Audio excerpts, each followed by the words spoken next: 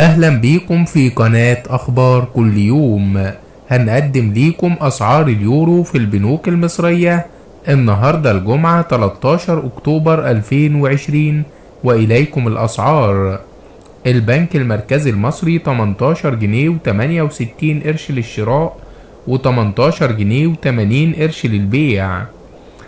البنك الأهلي المصري 18 جنيه و65 قرش للشراء و18 جنيه و86 قرش للبيع. بنك مصر 18 جنيه و65 قرش للشراء و18 جنيه و85 قرش للبيع. البنك التجاري الدولي 18 جنيه و66 قرش للشراء و18 جنيه و86 قرش للبيع. بنك الاسكندرية 18 جنيه و64 قرش للشراء و18 جنيه و96 قرش للبيع.